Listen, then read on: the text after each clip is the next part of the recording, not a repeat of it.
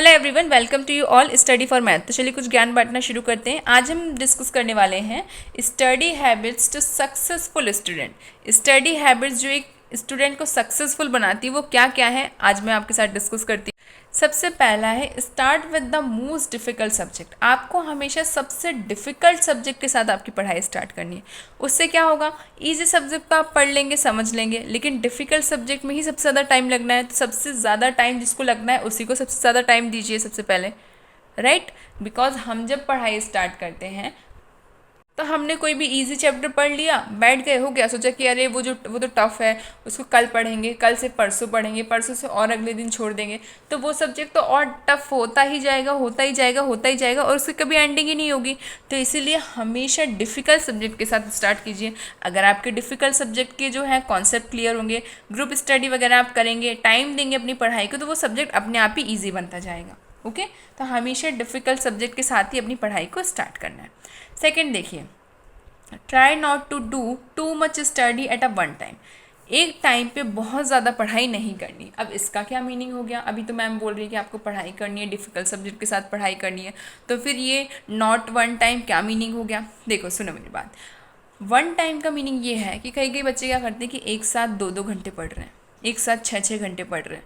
ना तो वो कोई रिलैक्सेशन टाइम निकाल रहे हैं, ना ही वो कहीं गेम खेलने जा रहे हैं, ना ही वो कुछ कर रहे हैं, लगातार वो 6 घंटे से पढ़ रहे हैं। ये जो चीज़ करते हो ना, ये आप बहुत गलत करते हो। आपको जब पढ़ाई करनी है तो उसका रिलैक्सेशन टाइम आपको हमेशा निकालना है, वरना आपका माइंड जो है वो बहुत ज़्यादा प्रेशराइज हो जाता है, और जब वो टेंशन में रहता है, बहुत ज़्यादा हाइपर हो जाता है, तो फिर वो ना उस स्टडी से आपको फोकस हटा देगा और आपको पढ़ाई बोरिंग लगने लगेगी। पढ़ाई तभी हो सकती है जब हमारा माइंड एक्टिव है, खुश है, हम लोग खुशी से पढ़ाई कर रहे हैं, समझने की कोशिश कर रहे हैं, तभी आपका ब्रेन जो है वो उस चीज़ को और अच्छे से समझने की कोशिश करता है। लेकिन जब आप लोग उसको बहुत ज़्यादा प्रेशर डाल देते हैं कि हम 6-6 घंटे पढ़ेंगे, 10-10 घंटे पढ़ेंगे, तो आपका ब्रेन जो है उतनी कैपेसिटी नहीं समझ पाता है, और उसके कारण से वो जो आपकी पढ़ाई है उसको बर्डन कर देता है। वो बहुत टेंशन टाइप की लगती है, बोझ सी लगती है पढ़ाई। तो ये चीज़ कभी भी मत कीजिए। आप 1 घंटा आराम से पढ़ाई कीजिए, उसके बाद 15 मिनट का रिलैक्सेशन टाइम निकालिए, फिर वापस पढ़ाई, फिर रिलैक्स, फिर वापस पढ़ाई, फिर रिलैक्स। इस तरीके का कंटिन्यू जो वे है वो आप लोग फॉलो करें। यही शेड्यूल फॉलो करेंगे तभी आपकी जो पढ़ाई है वो एक्टिव रहेगी। नेक्स्ट देखिए, plan specific time for the study. आपको स्टडी के लिए एक स्पेसिफिक टाइम प्लान करना है कि भाई अगर मैं इवनिंग के टाइम पे डेली पढ़ाई कर रही हूँ, डेली मैं 8 से 11 के बीच में पढ़ाई कर रही हूँ, तो चाहे जो भी महीना हो, जो भी साल हो, हमारी पढ़ाई तो ऐसे ही चलेगी। रात में ही पढ़ रहे हैं तो ठीक है, रात में ही डेली हमारी पढ़ाई कंटिन्यू रहेगी। इसी टाइम पे हम पढ़ने बैठेंगे, इसी टाइम पे हमको इतने इतने चैप्टर, इतने इतने जो नोट्स हैं, जो भी टॉपिक्स हैं, जो भी डाउट्स हैं वो क्लियर करने हैं। इतने टाइम में इस फिक्स वे में आपको पढ़ाई करनी है।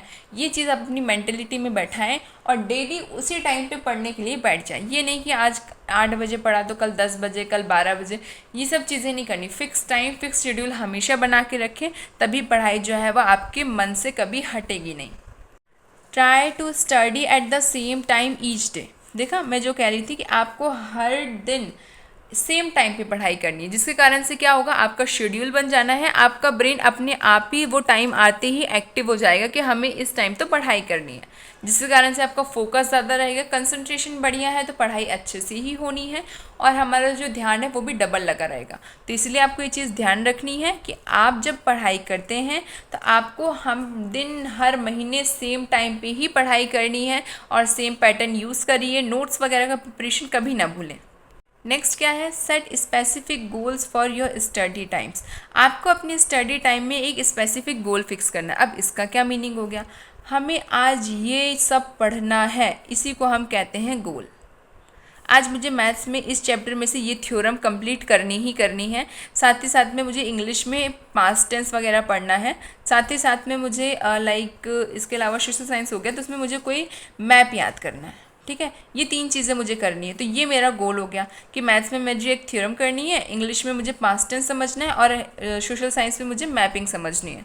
ओके, ये मैंने गोल सेट कर लिया। अब मेरी पढ़ाई जो है वो डबल स्पेशल हो जाएगी, तो मैं उसको ज़्यादा टाइम भी दूंगी और मुझे पढ़ने में मज़ा भी आएगा, क्योंकि मैंने सब्जेक्ट को भी डिवाइड कर लिया, अपना टास्क भी डिवाइड कर लिया, और पढ़ने का तो टाइम मेरा ऑलरेडी फिक्स है। राइट। तो इसी तरीके से पढ़ाई करेंगे तो पढ़ाई में इंटरेस्ट भी आएगा और खुद से मन करेगा पढ़ने का। नेक्स्ट है स्टार्ट स्टडी व्हेन प्लान्ड। आपने जिस दिन जब प्लान करी हुई है, जो फिक्स टाइम पे अपनी स्टडी प्लान की हुई है और जो जो पढ़ने का प्लान किया हुआ है, जो भी गोल आपने बना रखे हैं, तो उन सब चीज़ों को हमेशा फिक्स रखिए। ये नहीं कि आज ऐसे पढ़ा तो कल चेंज कर दिया, परसों ऐसे पढ़ा तो उसके अगले दिन चेंज कर दिया, या फिर हम पढ़ ही नहीं रहे 3-4 दिन, फिर पढ़ेंगे। ये जो चीज़ें, ये मेंटेलिटी बच्चे बनाते हैं ना, इन सबको हटा दीजिए।